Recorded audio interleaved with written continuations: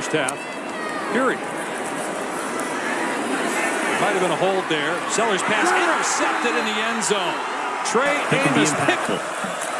Here comes an Ole Miss blitz. It's picked up. Vandegrift, plenty of time. A high throw and an incomplete pass. Trey. Howdy, boys. Welcome on in. We are going to be going over cornerback Trey Amos out of Ole Miss. Getting a little physical right there. We will be divulging into his film on this breakdown, giving a quick looks on what we think, because he's getting a lot of buzz of first round right now, and I'm not mad at it. You know, I saw him at the Senior Bowl. Great build, great frame to him. He actually reminds me his build of Nate Wiggins. I believe Nate Wiggins is on the Ravens right now, and he was at Clemson a year or two ago. Similar build, similar stature, similar styles as well to Nate Wiggins. I see a little bit more physicality in Mr. Trey Amos. But first things first, boys, you know what we do. We got to go to the PFF numbers, so we'll see you right there. And so here we go, fellas. Trey Amos, good numbers overall, but you know what we got to do. Let's get into the first look. 6'1", 190 is where PFF has him at. Of course, the combine numbers are going to be fairly different. And, you know, the combine numbers, the pro day numbers, the reason why I don't really get too much indulged into it. Oh, man, guys, I really do love evaluating, but I think there's an unfortunate stigma right now where people are saying, like, I'll get comments where it's like, you know, the guy will be, you know, I'll say the guy's 6'2", you know, 190, and, you know, I'll get a comment saying he's actually 6'1", and, you know, 185. And I'm like, do you think that made that player that much worse to mention it? And so that's why with sizes, height, and weights, when I say them to you guys, it's not, you guys can't really see it as like a deal breaker. And I hate when guys on the major stations, they really peg someone over a few inches. And I think it matters in certain areas, but I mean, when you turn on the film, do you think that lack of an inch or lack of 5 pounds? I don't know. That's just me. Amos brings an ideal blend of size, movement skills, and coverage scheme versatility to the cornerback position. While his explosiveness and speed aren't anything special, his 2024 film shows he has a CB2 floor in the NFL with a CB1 potential. Okay, let's get into the stats. So let's go over that 2024 season. 13 games played, 841 defensive snaps. And then we have 32 receptions were given on him, 62 targets, though, so we love those numbers. 54.5 passer rating, 2 touchdowns given up, 3 interceptions for the season. We love that ability. I wish they had tackles on for the corners. I think that's important.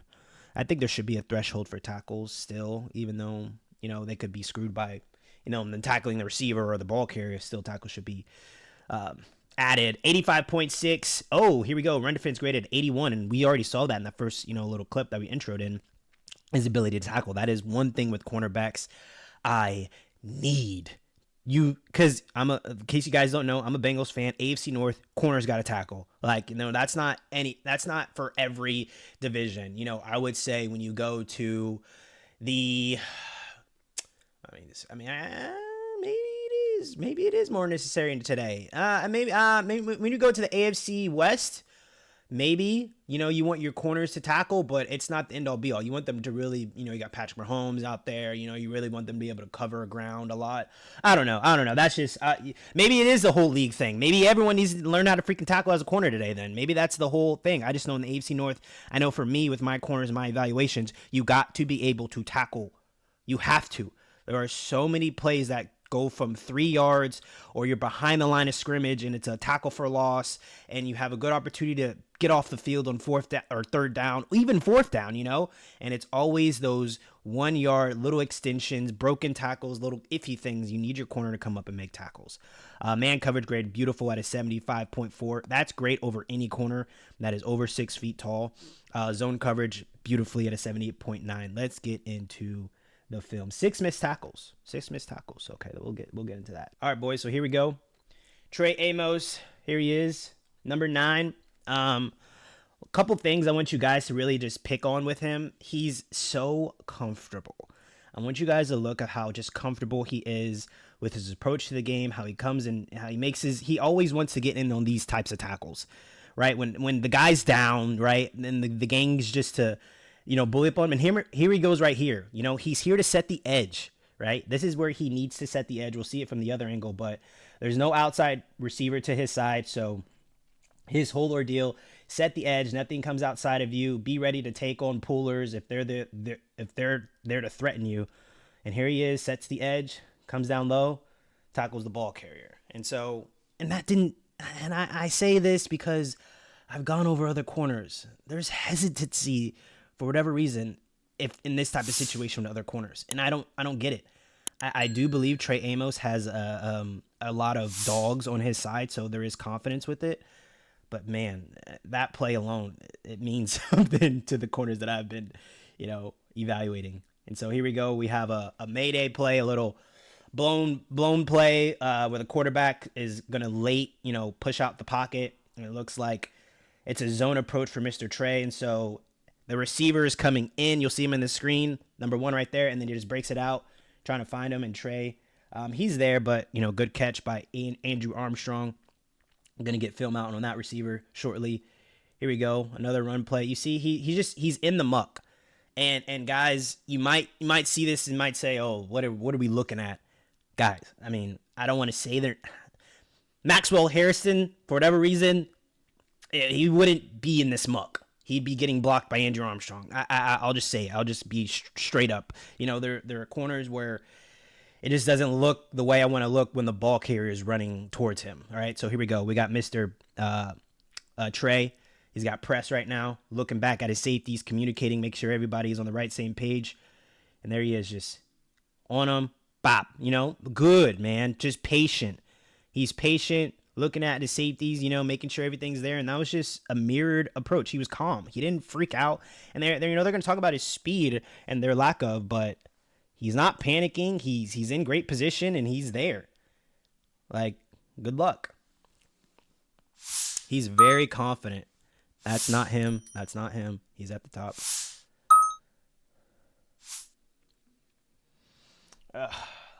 This Andrew Armstrong. That's why I had to put that in there. Andrew Armstrong, you dog, man. He's good, man. We're gonna skip. I'm sorry. I just had to put that in there. I'm sorry, fellas. I'm sorry. I like Andrew Armstrong a lot, though. Dude's nice. Dude's real nice. I think Trey should have followed him, honestly.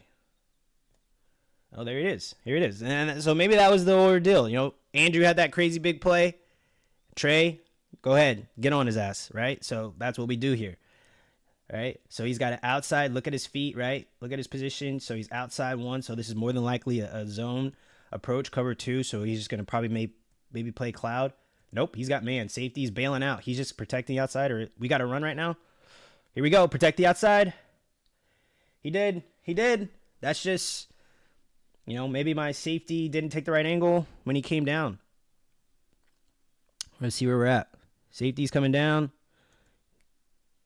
Where are my linebackers at? Anybody? Number 6. A little late.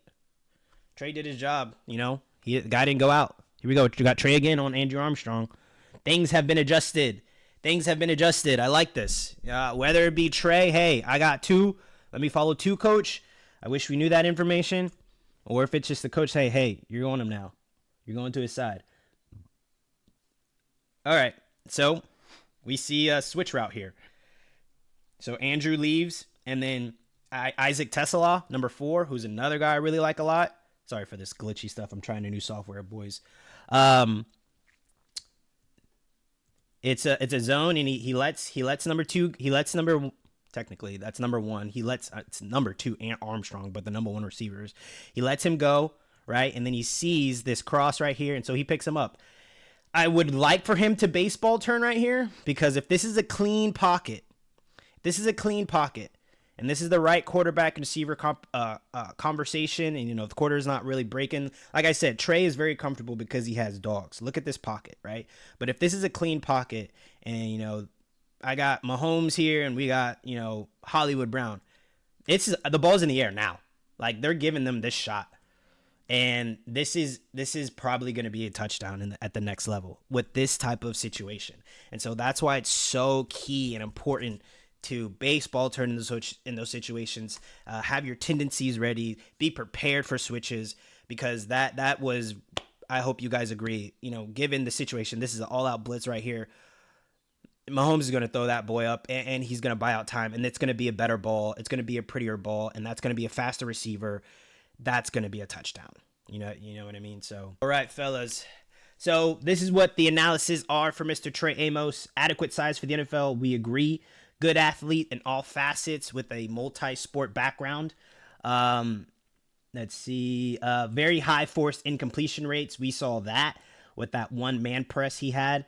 Great coverage instincts. Likes to get hands on receivers and be physical to stay on them. And I think that's what he shows when he knows and or can feel that he might be at a disadvantage with speed. He gets their hands on them. Very active hands and press at the break point, at the catch point. Yep. Long arms, good strength to rip off wide receiver blocks. And that's why we see him always consistently getting in that muck. Top speed won't wow you despite sprinter background, tendency to tackle high. He does tackle high, but I think he's big enough to bring the guys down. You boys, let me know what you think in the comments on Trey Amos. We'll see you on the next one. Peace.